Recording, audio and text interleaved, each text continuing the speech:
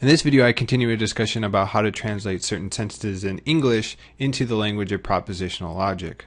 In English, simple and complex sentences are often combined by the use of or. People say, you can have Pepsi or Coke. In addition, they say, John is kind or friendly. Notice both of these sentences are the combination of two simple sentences, and that larger complex sentence is formed by the use of or. That is, in the first example, we can say that the two sentences are, you can have Pepsi, and the second is, you can have Coke. And so we combine these two sentences into this sentence, you can have Pepsi or you can have Coke, or more briefly, you can have Pepsi or Coke. The same thing can be said of the second sentence, John is kind or John is friendly. There's the simple sentence, John is kind. There's the simple sentence, John is friendly. And then there's the complex sentence composed of those two simple sentences and the use of the term or. These propositions have the following form, where P and Q are simple sentences or complex sentences, P or Q. These types of propositions are true provided either of the simple propositions that compose these propositions are true. So for example, if someone says you can have Pepsi or Coke, this sentence is true provided you can have one or the other or both. So if someone said you can have Pepsi or Coke and it was true that you could have Pepsi, then we would say that this sentence is true. If you could have Coke, then again it would be true that you can have Pepsi or Coke is true. And if you could have both Pepsi and Coke, we would say that if someone said you can have Pepsi or Coke, this again would be true. The same thing is the case with John is kind or John is friendly. If John is kind, this sentence is true. If John is friendly, this sentence is true. And if John is both kind or friendly, then again, this sentence is true. So provided one of the simple sentences that compose this expression is true, then the whole complex sentence is true. So propositions in English of the form P or Q are true and false in the same cases as disjunctions, well-formed formulas of the form P, V, Q. And so we can translate English propositions of the form P or Q into the language of propositional logic as P, V, Q. So for example, if someone said you could have Pepsi or Coke, we could translate this as P, V, C, where P stands for you can have Pepsi, C stands for you can have Coke, and the V represents the truth function expressed by or. Same thing is the case with John is kind or John is friendly. We'll let J stand for John is kind, F stand for John is friendly, and the V stand for the truth function expressed by or. But wait, it seems to be that not all uses of or are captured by the truth function for disjunction. In some cases, we mean one or the other of these sentences is true, makes the proposition true, but both cannot be the case.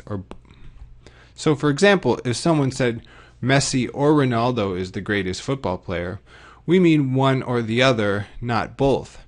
Same thing is the case with you can purchase a car in your choice of red, black, blue, or green. Here we mean that provided you can pick one of these four options, then this sentence is true. But if someone said, well, you said I could purchase a car in my choice of red, black, blue, or green, and interpreting this as a disjunction, I assumed that I could get it in all of the colors, both red, black, blue, and green. But that's not what's meant here. What's meant here is that you can choose between one of the colors, but not all of them combined. The same thing is the case with Galen or Farah will win the race. If we're talking about a race where there's only one winner, we think this sentence is true provided one or the other sentences that compose it is true, but not if both are. That is, if Galen or Farah will win the race is composed of two sentences, Galen will win the race or Farah will win the race, we think that only one of those sentences makes the whole proposition true, not both. So what these examples express are propositions that involve the use of the term or that are true if one or the other of the constituent propositions are true, but not both.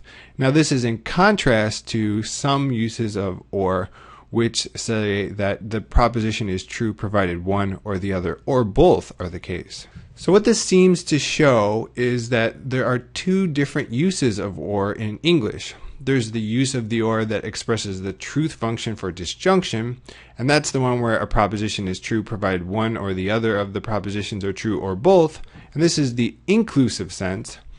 And this inclusive sense is captured by the V, the symbol in the language of propositional logic.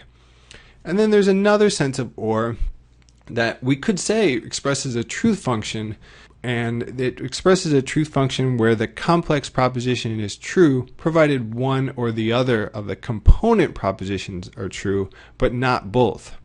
And so this is the exclusive use of or.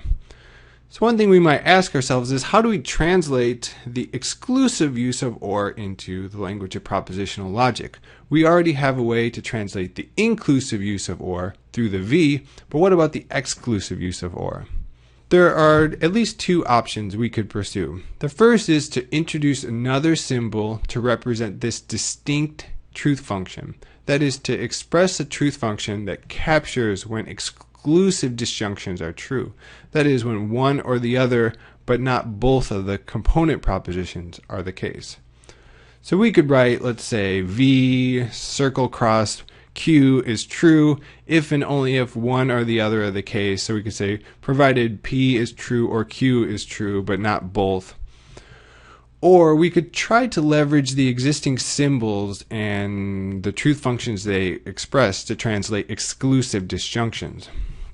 We could translate P exclusive or Q as PVQ, and then find a way to express but not both P and Q.